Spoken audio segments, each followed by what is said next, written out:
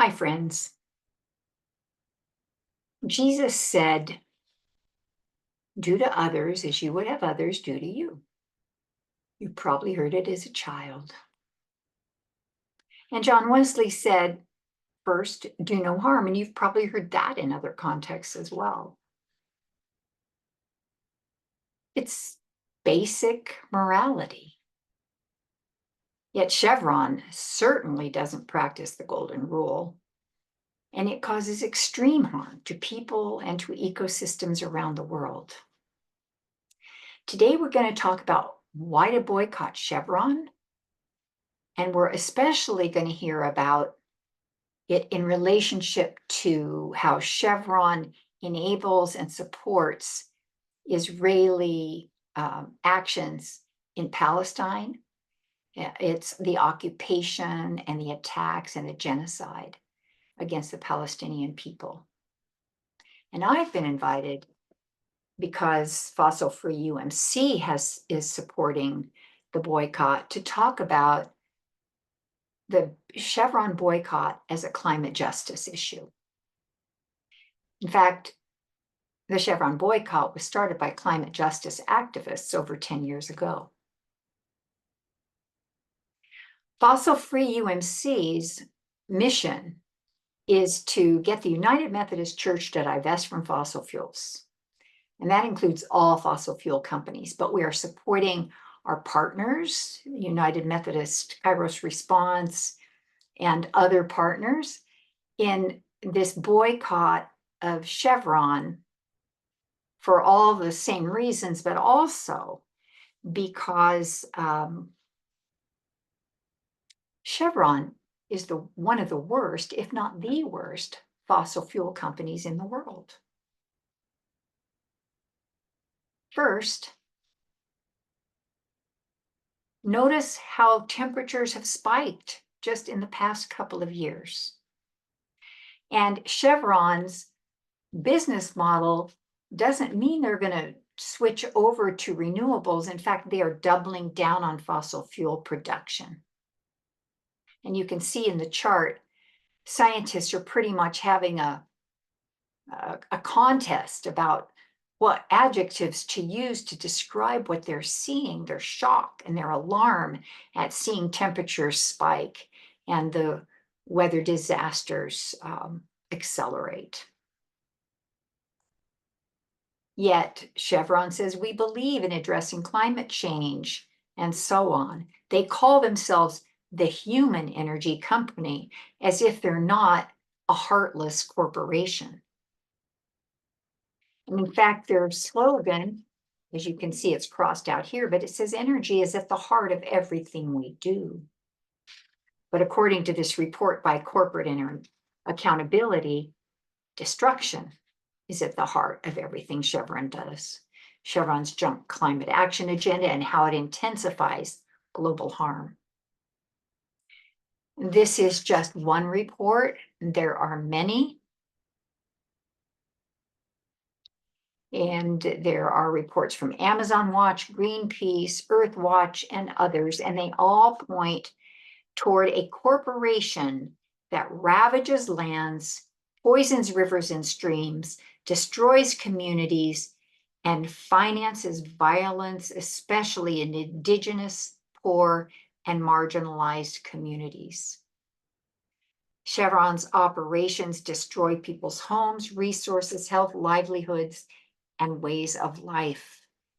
And its records of abuses extend around the world to communities in Africa, Asia, Europe, Latin America, North America, the Middle East, Australia, and New Zealand. One example is Ecuador. From 1964 to 1992, Chevron drilled for oil in the Amazon rainforest in Ecuador. During those years, it spilled around 17 million gallons of crude oil, poured hazardous waste into hundreds of open pits in the forest, and dumped 18 billion gallons of toxic wastewater into local waterways. When Ecuadorian indigenous communities tried to hold Chevron responsible, Chevron threatened the victims with a lifetime of litigation. And they can do it too, and they're doing it too, even now. Many examples of Chevron's ecological these are anti-Chevron activists from Ecuador. And here we're moving to the continent of Africa, Nigeria, where in 1998, an oil spill left the entire watershed covered with an oil slick, streams, rivers, canals, lakes, destroying the waterways and livelihoods of the Elahe people. Happened again in 2000 and again in 2000 and 2007, and then in 2019, 5 Chevron oil wells caught fire and burned for over a week within the Elahe communities. And these are and here's the waste of Nigeria, sacrifice zone, and Nigerian anti-Chevron activists.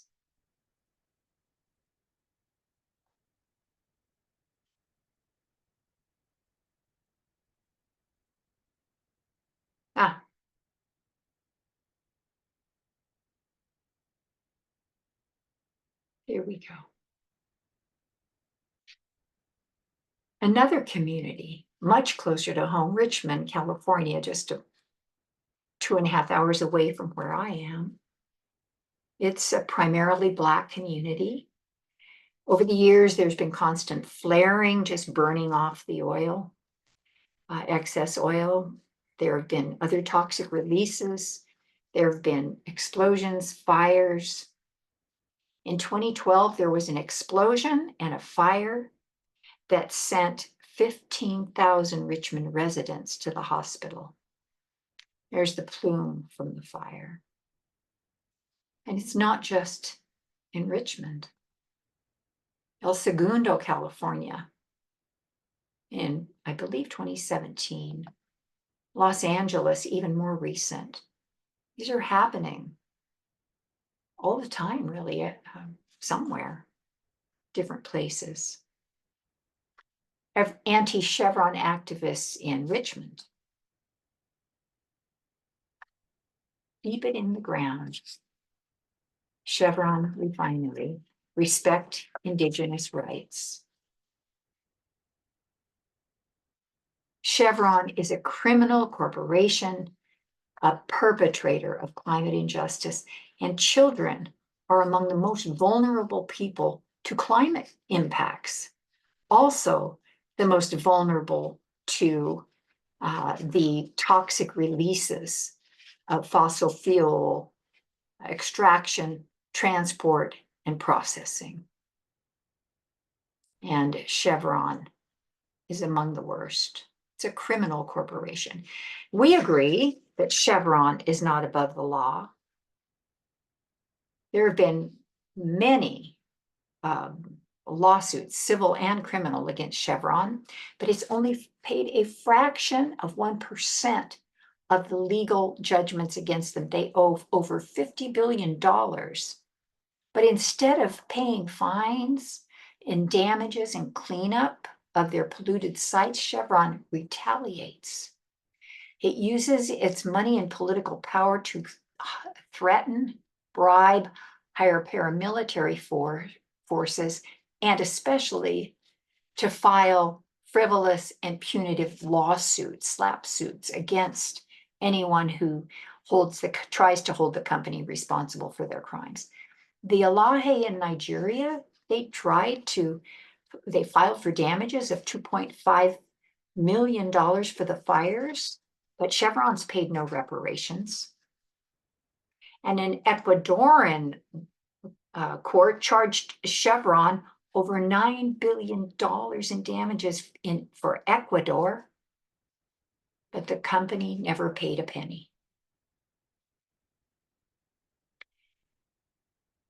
Chevron's a criminal corporation with an egregious record of ecocide and human rights abuses around the world. If you're concerned about climate change, and if you're concerned about climate justice, that's yet one more reason to join with people around the world who are boycotting Chevron.